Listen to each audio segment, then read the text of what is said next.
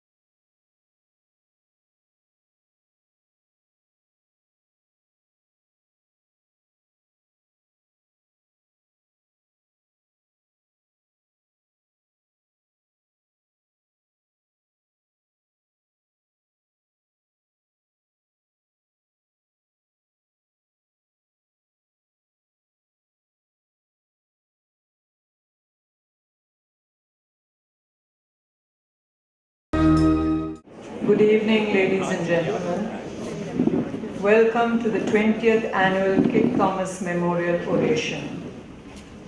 This year, the oration will be rendered by Mr. S. Gurumurthy, political commentator and economist. We begin this evening's program with an invocation rendered by the school choir. They will sing the hymn, Lord of All Hopefulness.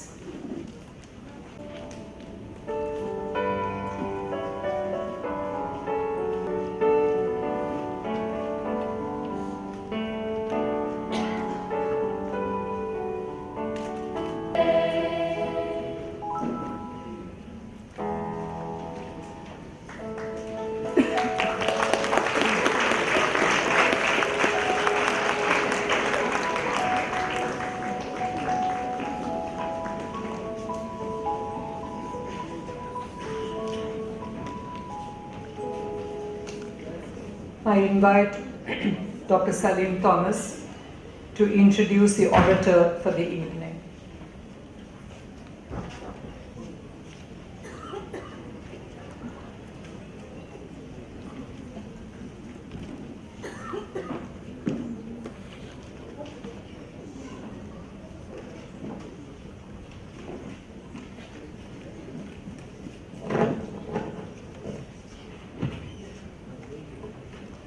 Trustees of the school, members of the Board of Management, distinguished guests, alumni of the Lawrence School of Adyar and of Sishya, Principal Omala Thomas, and members of the staff, boys and girls. It gives me great pleasure to welcome you this evening to the 20th Annual Kit Thomas Memorial Oration. In these 20 years, we have had a variety of speakers, from politicians to poster boys, from stage and film actors to heads of schools. Not one has disappointed, and all have kept us spellbound as we listen to their oratory. The Kit Thomas Oration has become a much looked forward to date in the school calendar. It is an occasion for intellectual stimulation and also an opportunity to meet up with old friends and acquaintances. I'm frequently asked, when is the next talk? And anyone who has attended one is keen to come back again and again.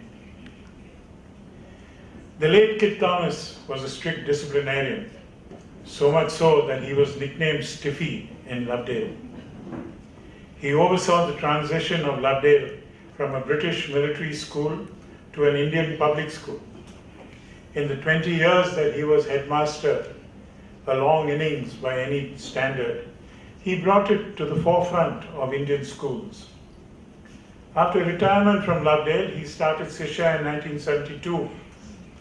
There are some Sishya alumni who claim they have been caned by him. In 1974, he purchased this property in Adyar from the Raja of Travancore. Many residents of Madras, as it was then, said to him, "Mr. Thomas, Adyar, so far away, who will come to your school?" But Mr. Thomas proved to be visionary. Adyar is today the heart of the city, and the school is a very popular one. It is my pleasure to introduce to you the speaker for this evening, Mr. S. Gurumurthy. Over the years, he has refused to be categorized. Depending on one's perspective, he has been described as a chartered accountant, as economist, as a journalist, as a political activist. What is probably true is that he's a hybrid of all these things. Mr. Gurumurthy was born in a small village near Vilupuram. After his schooling, he did his schooling there. He did his higher education from Vivekananda College, and subsequently he took his articles as a chartered accountant. His entry into journalism was somewhat oblique. He met press magnate Ramnath Goenka while auditing some of his companies. The latter was impressed by the young auditor and asked him to look into the business practices of Reliance Industries. This resulted in a number of hard-hitting articles which brought the author to national attention. Mr. Gurumurthy has also written about Bofors, the Swadeshi movement, globalization, and against corruption in the corridors of power. More recently, he has written on demonetization and on NDTV. In the many articles and talks, he has never hesitated to tell it like it is and never pulled his punches, always backed up by facts and figures.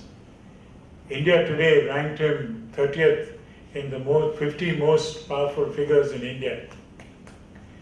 Mr. Gurumurthy is the co-convener of the Swadeshi Jagran Manch, an organization for promoting awareness of the Swadeshi movement. He is a staunch proponent of traditional Indian economic wisdom and an active campaigner against liberalism and economic globalization. More recently, he was convener of a task force to assess black money deposited abroad by Indian entities and the means to recover it. After the recent demise of his good friend Cho, Mr. Gurumurthy has also assumed the mantle of the editorship of Tughlaq. Though he has been active in public life, he has shunned electoral politics. From his college days, he was attracted to the RSS, and today he has close connections with the NDA government in Delhi. Ladies and gentlemen, I would like to invite Mr. Gurumurthy to deliver the Kit Thomas Memorial Oration for 2017.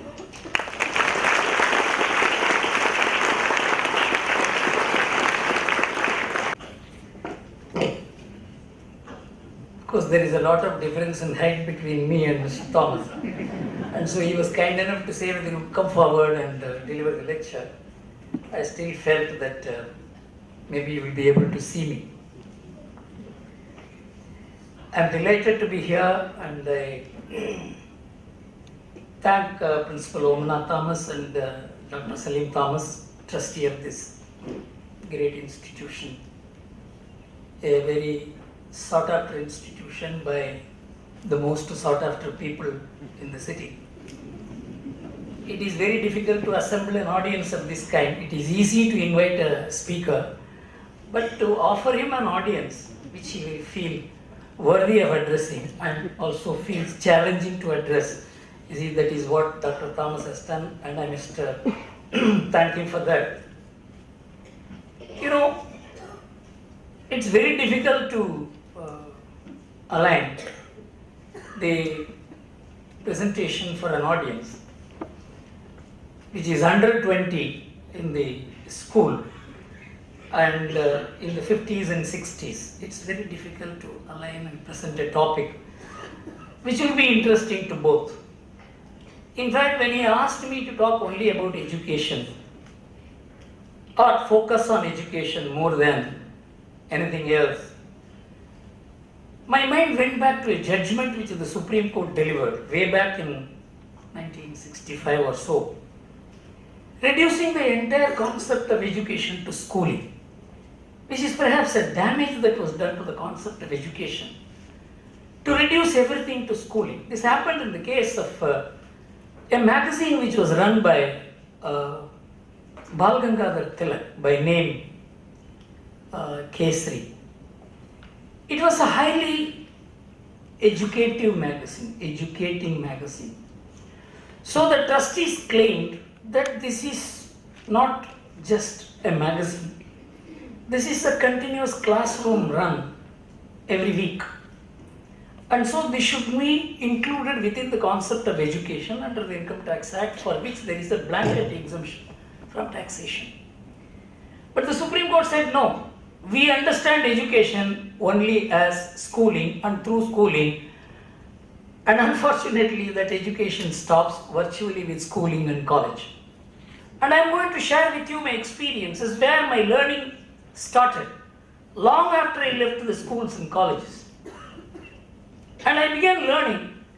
You may be surprised to know about this country, about economics, about the world, cross-cultural studies.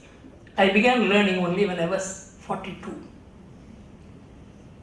And I know many people who are more brilliant than me, more capable than me, had much better opportunities than me, never had this opportunity of learning at all. And many of them are great policy makers, ministers, professionals, with so little understanding of India that made me virtually rebel against the kind of illiteracy that masquerades as knowledge, competence. That's what I'm going to share with you. My entire learning started when the tsunami of globalization hit India. And no one knew, because being a corporate advisor, many corporate heads used to call me to discuss with me the effects of globalization, what it would do to India. We have been keeping India insulated and firewalled against the rest of the world, and now the whole flood is coming. No one had any clue as to what to do. In fact, many of our policy makers used to advise the Indian manufacturers, it is better for you to sell your manufacturing facility because you cannot scale up your manufacturing, because you have inadequacy of capital, you cannot go to global level of scale of operations, and it is better for you to sell. India has always been known to be a trading country. For 300 years we have been great traders. Let us go back to trading. Let us give up manufacturing. This was the kind of discourse that was going on in the country in the early 1990s. I felt a country of 1/6 of humanity cannot be exposed to this kind of question, whether we can do manufacturing at all or not, whether our people are capable of doing manufacturing at all or not. It has very close relationship with education. That is what I am sharing. The great apprehensions at that time, which made me travel across the country. My mind went back to what Mahatma Gandhi was told by Gopal Krishna Gokhale when he came back to India. Gandhi. Gokhale told him that you have been out of India so long that India has changed in the meanwhile. So unless you travel across the country, familiarize yourself with what the people are today, you may not be able to do anything for the people of this country, because you must know the people of this country and their status and their problems and the way they think and what is happening today. You will not be able to do justice to what you think is public life in India unless you travel across the country. And he gave him tickets and all infrastructure for traveling, and told him not to utter one word for 1 year and only observe. And when he completed that 1 year travel, Mahatma Gandhi changed his dress and dropped his suit and began wearing what it wore for the rest of his life. If only he had not travelled across the country, Mahatma Gandhi would have been suited and booted man. He would never have become Gandhi. It is the people of India who taught him how to communicate with them, how to identify with them, how to speak for them. So the same thought ran in my mind in 1991-92. And virtually I gave up my profession, very lucrative profession. In this country, very few people had the opportunity of being the advisor to the topmost industrial groups of India. But I decided that I must understand this country, because there is very little I know about this country through textbooks, through universities, through newspapers, through educated people who talk about this country or speak for this country, that I decided to take a travel across the country. That's what I am going to tell you as to what is meant to be education and how we are making our brilliant students underperform because we school them, we don't educate them. What I am going to tell you is what is education and what makes a student, what makes a young man perform in whatever capacity he performs in the society. So I started traveling across the country from Ludhiana to Batala to Rajkot to Jamnagar to Morbi, right down to Thoothukudi in about 4 or 5 years. I traveled to some 42 industrial clusters. I chose those industrial clusters in which there is no government infrastructure, in which there is huge employment, where there is no educational institutions which began those activities.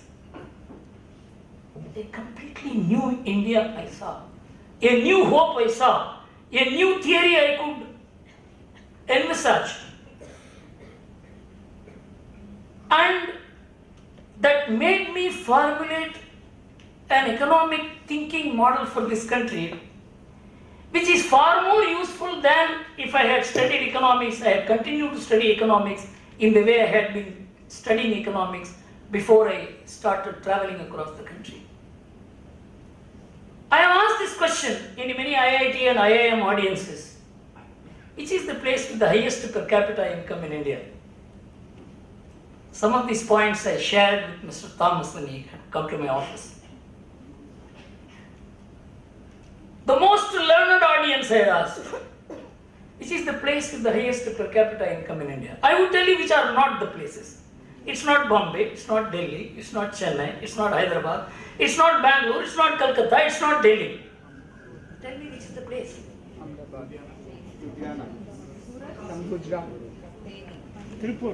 Everybody points to Gujarat, but you must also know which place it is. It is a place by name Morbi in Gujarat. And I will talk to you about Morbi. It's a small place with 2.5 lakh population. Just 2.5 lakh population. 1.5 lakh out of the 2.5 lakh population is employed. Nowhere in the world you will have more than half of the population employed in their very place. They have not moved out of that place. In 1965, Morbi was wiped out in a dam burst. In 2001,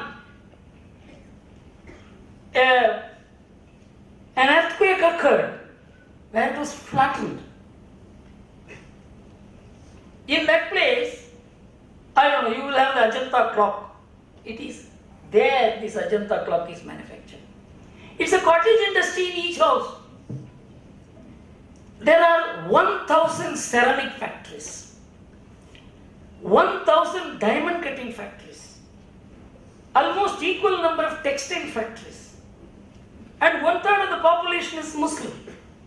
There is absolutely no communal rights. One of the theories which I expounded traveling across the country is when a community takes to business, that community wants to have the best relationship with other communities.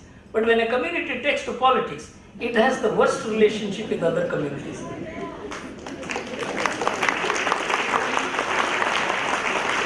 And this is a sociological study which I made. Take for instance Tamil Nadu. In fact, I'm sorry I'm digressing to talk about a meeting which I addressed in Chennai in the Image Auditorium at the invitation of the PMK founder, Mr. Dr. Ramdas. When he asked me to address the intellectuals of his community in the year 2002, I told him, Dr. Ramdas, I may talk about things which you may not like and which may even be against you. Why are you asking me to address? He said, no, I want to listen. I want the intellectuals and thinkers of my community to listen. Maybe they may even find that I have not provided them the proper lead, but you must. Then I explained the sociology, culture, politics and economics of Tamil Nadu, which if I mention to you, you will see before your eyes, but no educational institution teaches this. No economic commentator writes about this. There is no magazine which talks about it. There is no textbook which is written about it. I said there are 6-7 communities which exhaust almost the total of 85% of the population of Tamil Nadu. And in that I picked up just 7 communities. Take the Nadar community, Kongu Gounder community, the Kamavar Naidu community, and the Raju community. They all took to business in the last 60-70 years.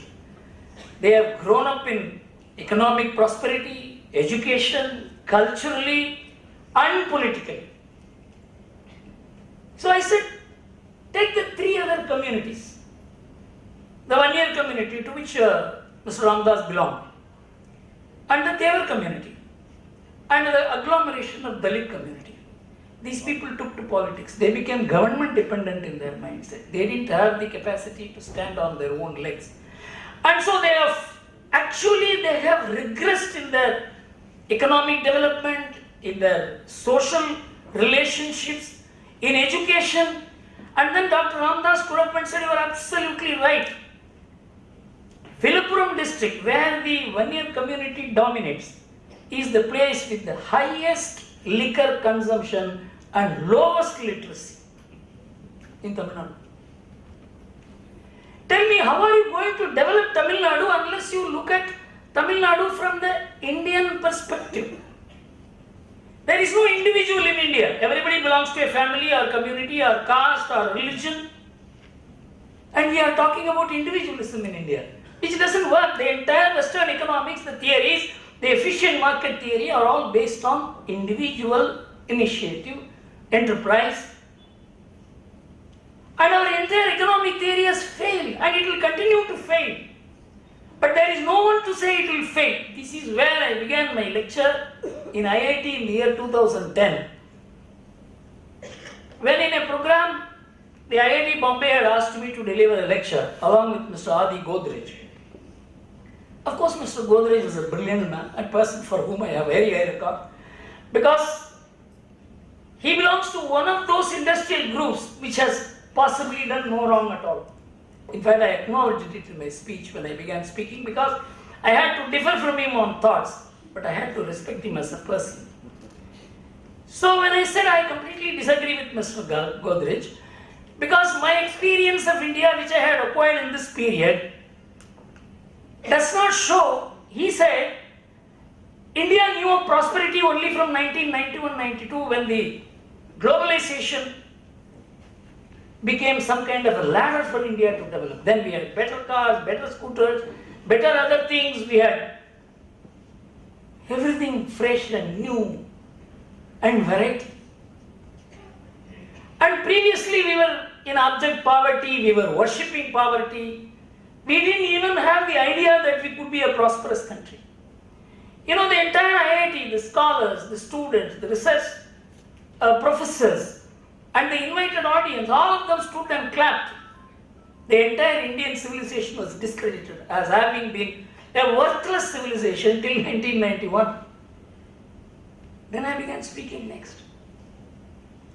I said, no, our education is so poor in making you understand what India is.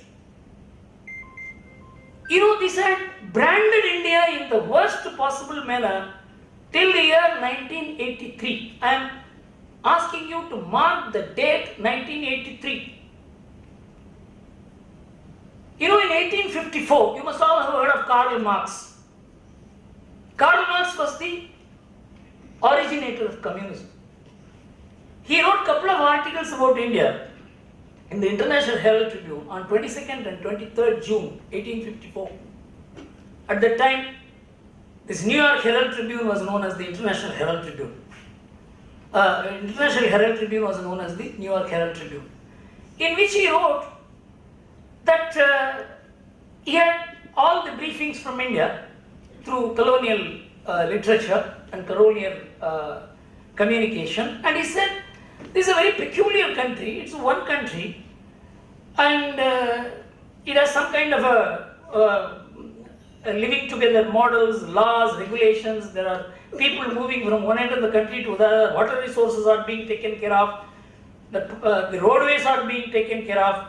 Though there are diverse kings ruling this country is peculiarly one country, but unfortunately the economies of this country is organized on the basis of villages. Each village lives its own economic life and it doesn't need anything from any other village. With the result, they have all become frozen kind of society, changeless for the last 2000 years. Even though there is no economic disparity because the distance between the producer and the consumer is so little, there is no middleman, there is no market. Everything was being done by through social relationship, which he later on developed as the Asiatic model of production. He said everything seems to be all right, but there are two things which he hated about India. They worship monkeys and cows, and they are changeless for the last 2000 years.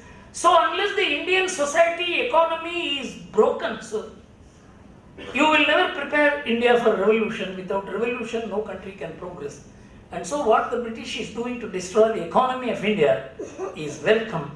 And he quoted Goethe to say that it is a pleasurable destruction. This article he wrote. I have asked many communists, they have not read this article. Only in 1957 this article came to us via Moscow. I am only telling you, the man who wrote this, he never came to India, he never discussed with any Indian about anything, he never read any original Indian literature, he commented on India and he became one of the greatest influential thinkers over the Indian academia, Indian intellectualism, Indian polity, Indian policy makers. Even today he controls a very large part of the Indian media thinking. He never came to India. Then came Max Weber.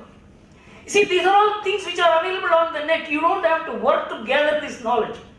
And this knowledge is so easy to gather and even more easy to understand, but there is no technicality in it. But we don't gather knowledge. Max Weber was the man who can be called the father of modern Western civilization. He was the one who expounded the theory of Homo economicus, which became the foundation of the economically rational man, which later on became the driving force of the efficient market theory. And all that you see as the modern economic thinking was sourced in him. And he said individualism will dominate the world, every other relationship will go, the world will become contract based in approach and there will be no individual relationships. All relationships will collapse. And he said only the Protestant Christian thinking will align with market because it is promoting individualism, enterprise, entrepreneurship. He was absolutely right because he had an empirical study of America, Canada, England, Germany, France, Italy, Spain, and he was able to demonstrate all the Catholic societies were lagging behind because they were not promoting individualism, and all the Protestant societies were promoting individualism and were high up in economic performance. And so he said modern capitalism will thrive only with the Protestant Christianity. He was absolutely right so far as the West was concerned.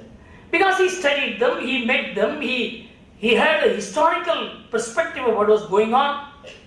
After 20 years he wrote a book, The Religion of Hinduism and Buddhism, in which he said whichever society comes up, two societies will never come up, and that is the Hindu society in India and the Buddhist society in China, because they believe in karma and rebirth, which does not promote individualism or enterprise, And so it will not be aligned to capitalism.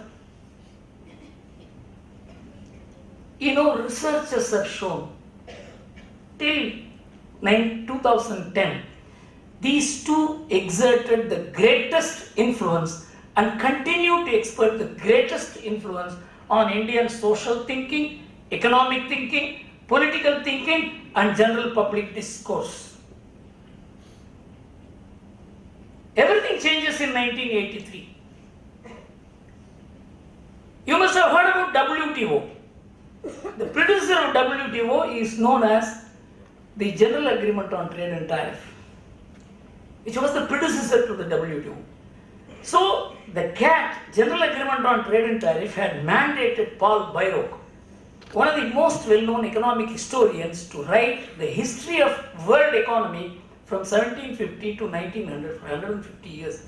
He came out with this book in 1983 and he stunned the world.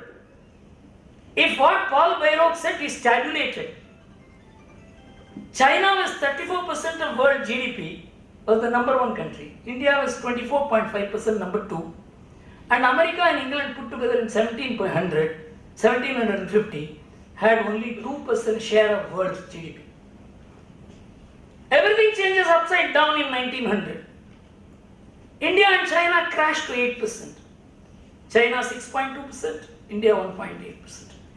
America and England zoomed to 41% from 2%.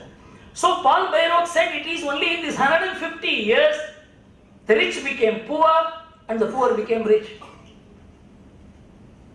World couldn't take it. In fact, French historians began recording, let us admit that in the 15th and 16th centuries, China and India had much better standard of living than the West. The West could not take it. So they instituted a study, Development Studies Institute, under the OECD countries, the richest countries network, and nominated Angus Madison, the greatest economic historian ever, to write 2000 years of world's economic history from the number 1 day of AD to 2001. And he came out with this finding in the year 2001. And he said, if you took the GDP share of different countries in the first year of the common era, India was leading with 34% of world GDP, China number 2. 10th century is the same. 11th, 12th, 13th, 14th century, the situation is the same. 15th century, China and India equal. 16th century, China overtakes India. 17th century, India overtakes China. The game was between these two countries. It has been acknowledged as the greatest and the most authentic economic history of the world. When I mentioned all this, the IIT students did not know any of these things.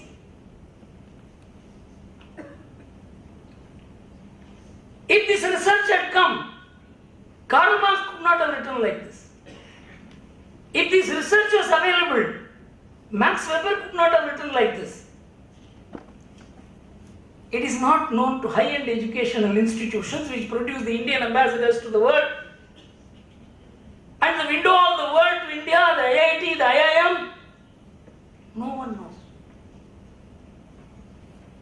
After I completed, I am separating many of the things which I told there because that was a 1 hour and 30-minute speech. So afterwards, all the students surrounded me and said, sir, we see no meaning in this great building which has not taught us the fundamentals about who we are. Then they asked me to start a course, the Indian Economic Business Financial Model. For the last 4 years, I am running a course for them. That is how I became an academician. I became the visiting professor at IIT Bombay, which was none of my business. As I said, that I became a chartered accountant by accident, journalist by accident, and I became an activist by accident, I became a professor by accident. The underlying fact is, I was always in search of knowledge. What is happening today is that we are so shallow in our discourse. But the depth of the understanding that is needed about India is not there. I'll give you some small data. Which is the country with the highest crime rate, murder rate, let us assume, and the lowest murder rate in the world? Highest, any country, it can be Africa, it can be. The country with the lowest murder rate in the world is India. The one crime that can never be suppressed. And I asked this question in UCLA in Los Angeles. How many police stations are there in India for how many villages and towns? They asked this question in the year 2002. At that time we had 700,000 villages and towns. How many police stations did we have at that time? No one knew, no one studies. We had just 12,400 police stations then. But don't think we have greatly improved. We have 12,800 police stations today. I come from a village, so I understand police, I understand the country, I understand how people live. Because I come from village, I am able to understand this country better. Unless you at least visit a village, live in a village for some time, you can never understand India. In our village, we have hardly closed our doors. I have seen policemen only twice in my life. When the elections were there, only some disturbance will bring the policeman to a village. We never needed police. This is called social capital. You can never build it. It has to evolve. But this is not what we teach in our sociology. So, if you look at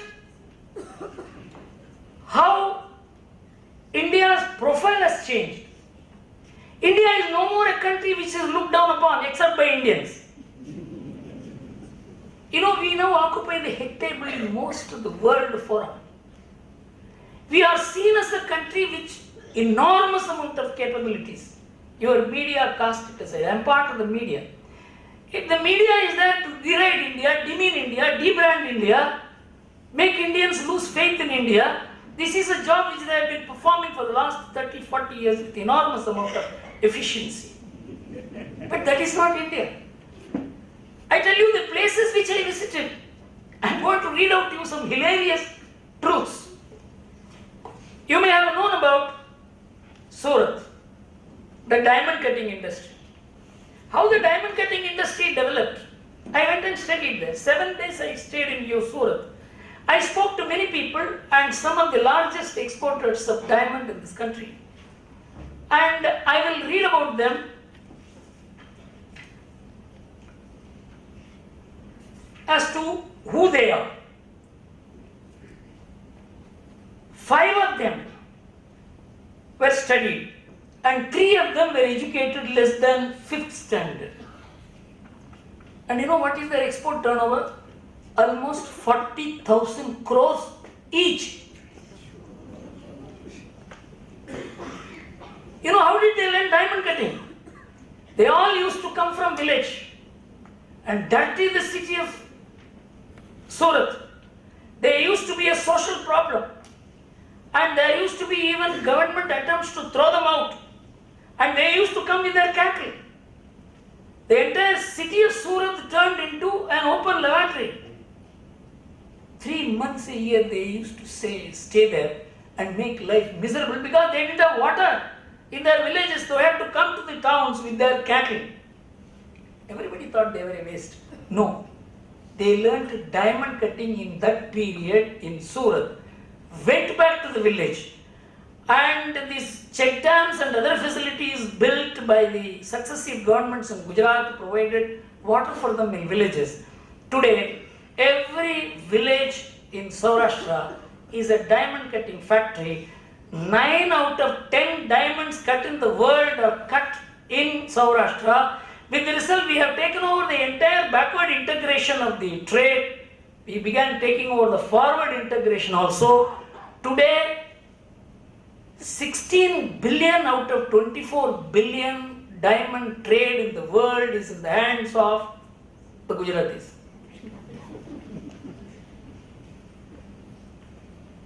Education and enterprise are 2 different things. We are now educating students to apply for jobs. I went to the Bharatidasan Institute of Management in the year 2001 as part of my travel across. I also used to address the MBA students, and one Dr. Jaishankar was there. He was a very proud man. He said that, sir, you have come on the best day in our institution's life. You know, today McKinseys are coming. I am going to tell them all our students have been placed and we have nobody to offer you. Can there be any day which is more proud for head of the institution than this? I said, sir, can I ask you a question? How many students are going to be placed? That is December, and the students are going to write the examination in March. Whether they are going to pass or fail, nobody knows, but they have got jobs. So I said, from how many students? You selected the 60 students. 10,000 students apply for my institution. We select only 60 people. Then why do you conduct examinations for them? I asked. They are the best. And you school them for 2 years and then offer them to these great companies and be proud. But what happens to other 9,940 students who will provide them jobs?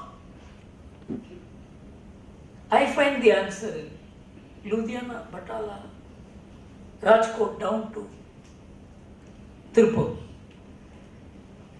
Tirupur is a place which today has almost $5 billion export of knitwear garments. 5 billion. It didn't have a 4-way road. It doesn't have a 4-way road even now into the interior. It has only a 2-way road. And when I went to Tirupur and studied, I was stunned that it is such an entrepreneurially vibrant place. Not a single word will appear about Tirupur in Economic Times or Business Standard or Business Line. It will not figure in the horizon of the ministers. In fact, at that time, the finance minister was my friend. So when I went and spoke to him about Tirupur, he said, "आप Tirupur के बार-बार कह रहे हो, क्या हो रहा है उधर?" When I told him about what is happening in Tirupur, I said, that is a place where I have found that foreigners have taken interest in studying that place. It is Boston Consulting which sent a team to study Tirupur. They found Tirupur is vibrating the knitwear economy of the world. They didn't find the name of Tirupur in All India map. Then they zeroed in on, at that time Google was not there. They zeroed in on, ultimately found it's a very small place, about 50 kilometers from. They sought the help of the PhD Institute of Management to study Tirupur. They chose one doctoral scholar, Chari, to come and study. And PhD Institute was very happy. Boston Consulting has asked us to, you know what they asked them to do? Please provide a car, arrange some. Our people will come and study. PhD Institute never thought of studying Tirupur with just 50 kilometers. Dr. Chari team wrote a beautiful book called Fraternal Capital, how Tirupur came up. 67% of the Tirupur exporters are educated less than 10th standard.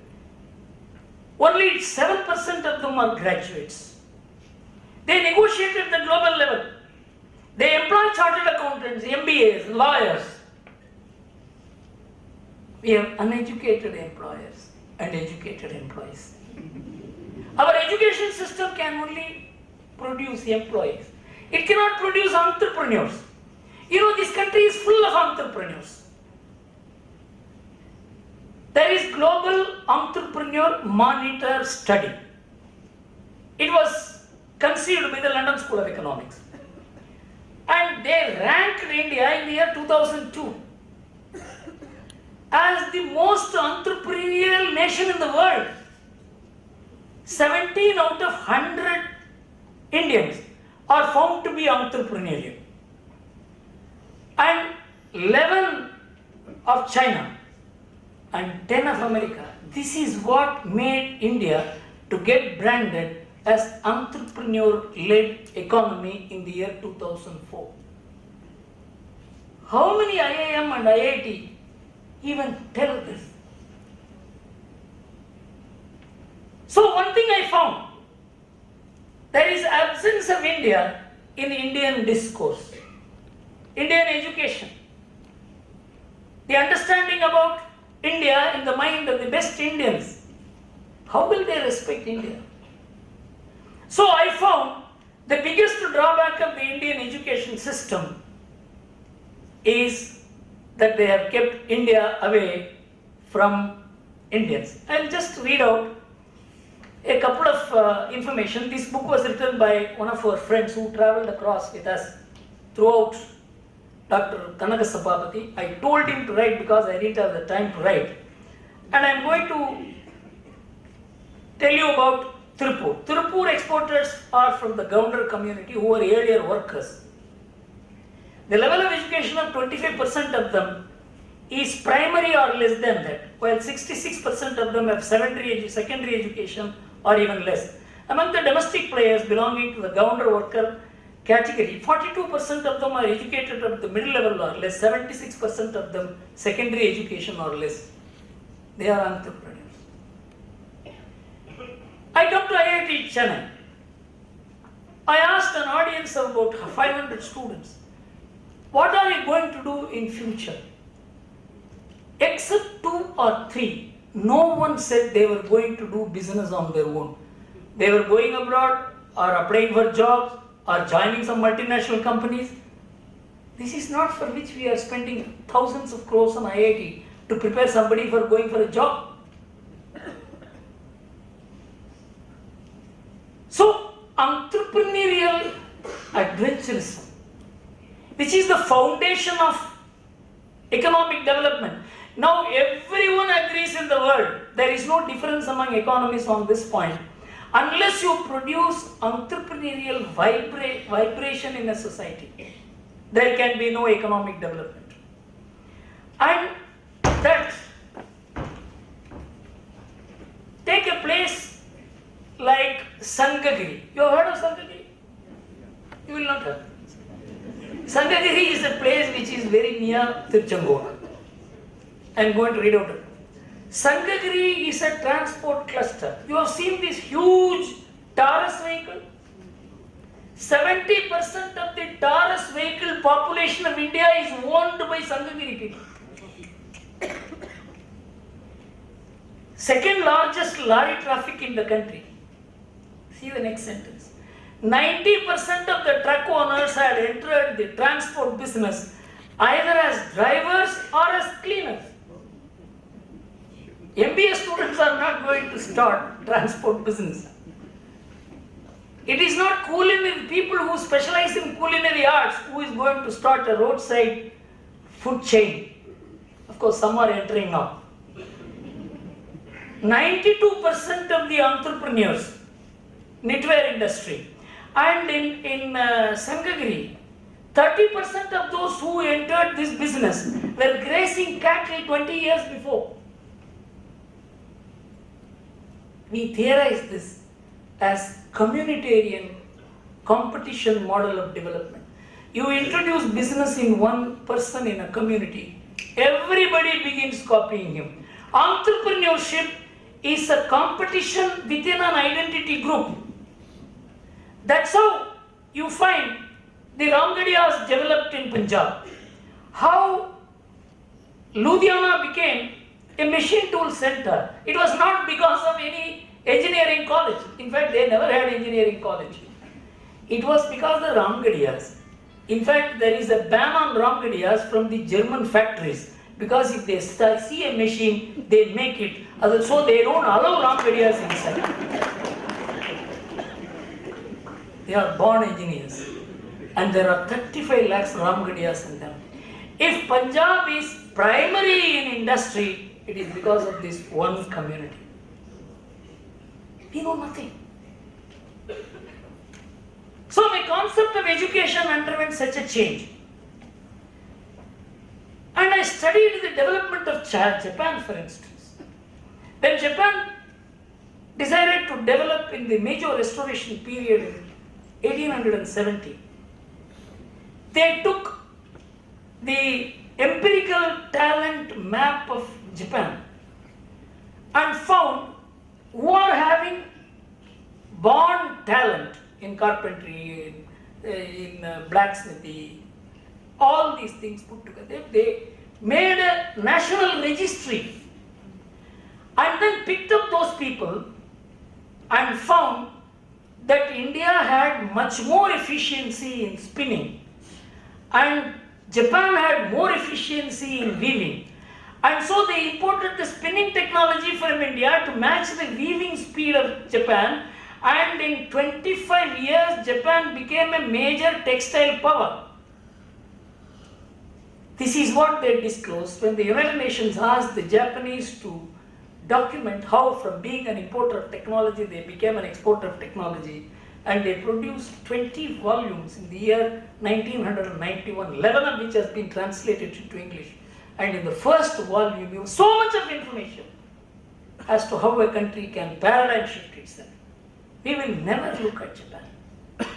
We will look at America, which has nothing to do with us. 55% of the first marriages end in divorce. If somebody had some desire to marry, 67% of the second marriage end in divorce. If you are still left with some desire, 74% of the third marriages end in divorce.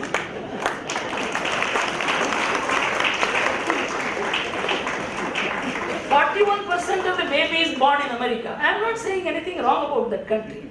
We must understand which is the country which we are internalizing here. 41% of the babies born in America are born for unwed mothers, half of them for school-going children. This number is going to be 51% in England this year. With the result, the entire social security burden has fallen on the government, taking care of parents, elders, infirm people, unemployed people. All this has become the burden of the government. If the future social security obligations are discounted to the present value, America must have $104 trillion. It doesn't have even $1 in its hands. This is the problem. Families have been nationalized. Government is being privatized. Which is the country with the largest privatization in the world? I argued with one Dr. Kumar Bhattacharya, who used to be an advisor, and even now he is an advisor to the TVS group. And not you, not Gopal. So I had a discussion with him once. Then he said, Guru, you should not oppose privatization of railways and things like that. I said, no private party can run the Indian railway. Railways in India transport almost 3 crore people a day, which is more than the population of Australia. And at the cheapest cost. And this can never be run by a private party. This was my argument with him. I asked him one question, which is the country with the greatest amount of privatization in economic activity. He said, Guru, I don't know what you are asking. I asked him, you are asking for privatization of railways because it is a burden of the government. He said, yes. Which is the biggest burden of the government in the West? It is social security and health security. Taking care of parents, elderly people, infirm people, unemployed people. No son in America will live respectfully if he stays with the parents beyond the age of 16. He should not stay. He will lose his social esteem. He is supposed to move out. In India, the number of people who earn, their earnings do not belong to them at all. You do a tabulation of your earnings in a year and how do you spend? So much of your earnings you spend for others. It depends on how widespread is that other. A classmate of me will come and ask me, Guru, my daughter is getting married, you must help me. He will not even find it, he will not have a reservation to ask me. He has the right to ask me. We are a relation-based society. We are not a contract-based society. We can never be converted into a contract-based society, however much the libertarians in India work. We are intensely a relation-based society. So I wrote a thesis. If all earning Indians decide to disown their responsibilities to the people who are dependent on them, almost 70 crore people will be at the doors of Narendra Modi and he will have to close down the government.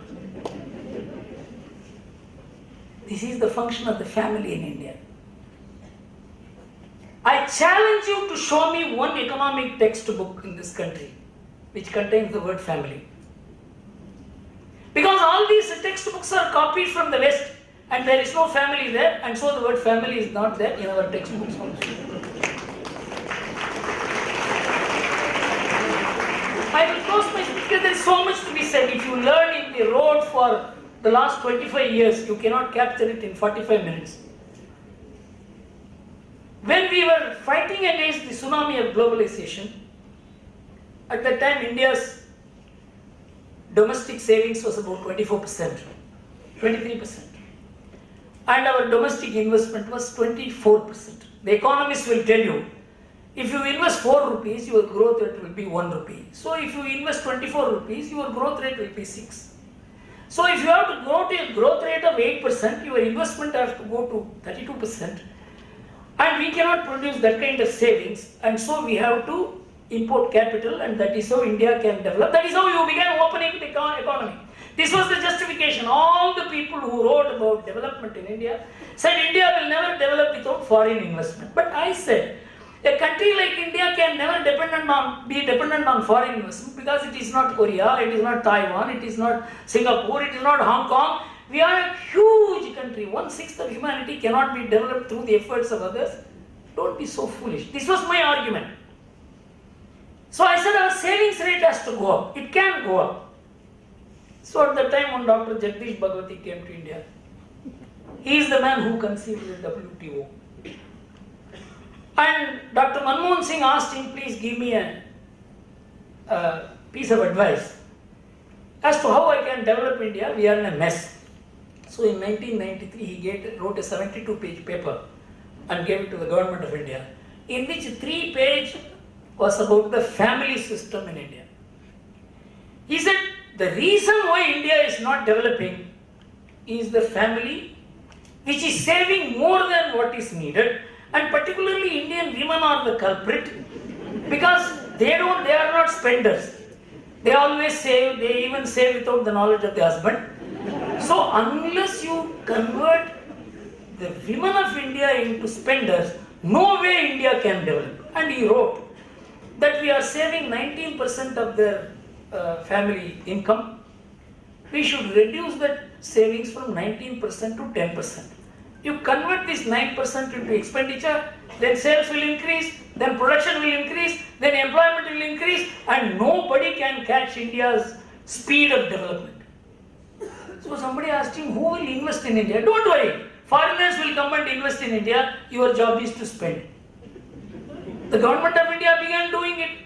We began cutting down the import rates, tariffs, and he also said, your goods are so bad, nobody is going to buy it. You bring goods from abroad, put them in malls, and make these women who are so bothered about their children, about their husband, about their parents, about their in-laws, they must lose all these great responsibilities they make. They must become enjoying women, and they must begin buying. One generation of women you convert like this, afterwards, you need not have to worry about the development of India. And so our government began doing it, and our business people began doing it. We in the media were very happy because we get a lot of advertisements, and the songs were there about how to celebrating not gods but goods. And our women began singing the songs also, but they did not buy the goods. You know, I'm not just joking. Our family savings went up from 19% of the GDP in 1991 to 29% of the GDP in the year 2009. Our national savings went up from 23% to 37%, 38%. And our national investment went up to 40%. Our growth rate touched 10%. Entirely the women of India are responsible.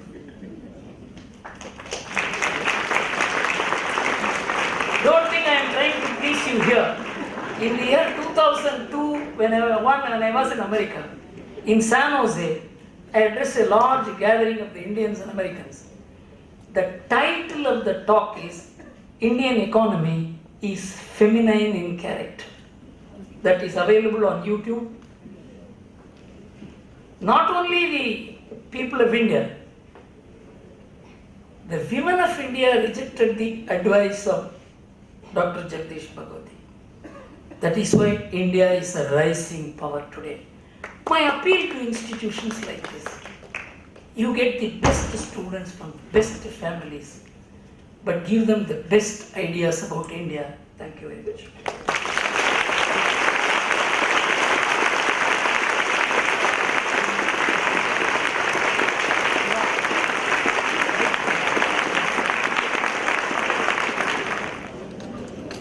Thank you very much, sir, for a most fascinating speech. You have made many admirers among the women this night. Now we have the felicitation and presentation of the memento. I call upon Miss Sandhya Thomas, who is the granddaughter of the late K.I. Thomas.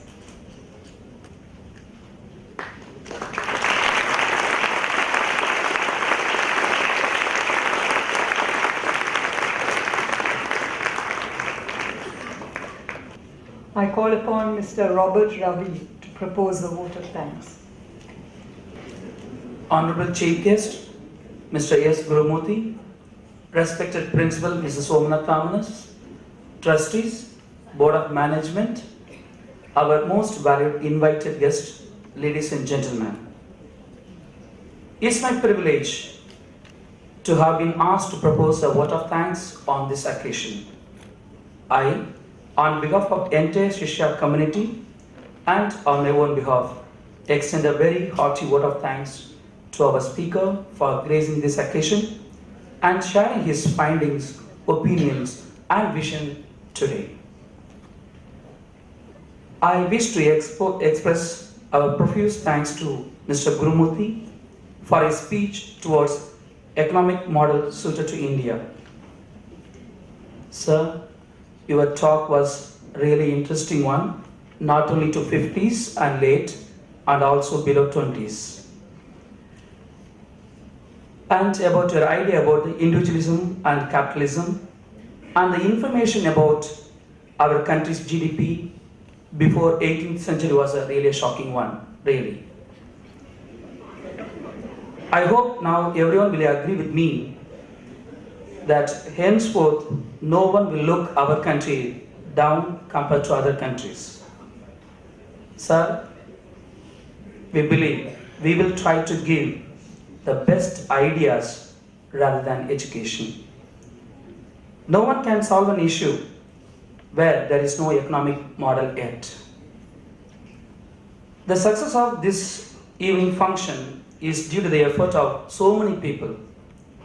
We thank Mr. Manoj Suntalia and the New Indian Express for the continued support in donating space to carry the notice regarding the oration every year. Mr. and Mrs. Goyal of Ground Plaza for their constant support. ITC Grand Chola for the evening tea and snacks. I also extend thanks to Sumana Forest and Mitra Ram in particular for the elegant and stunning floral decoration every year that you can witness it. Raj TV and the management for the coverage of today's program. Jackin sir and Teresa ma'am for training the choir and the choir members for rendering the invocation so well. Office and service staff for seeing to traffic and other arrangement. And of course, we thank you, the audience, for being here this evening. We look forward to seeing you again next year. Thank you.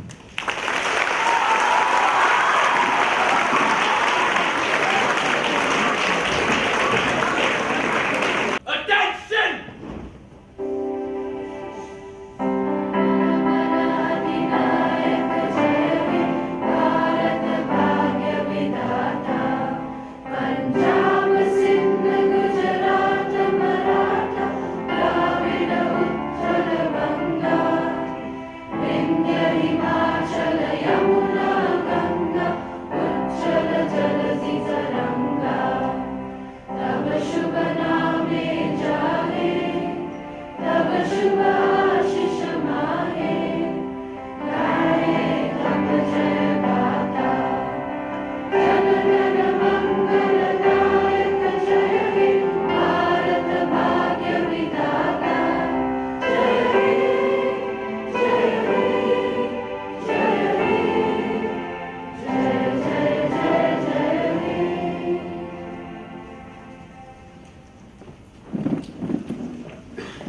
That brings us to the end of this evening's program.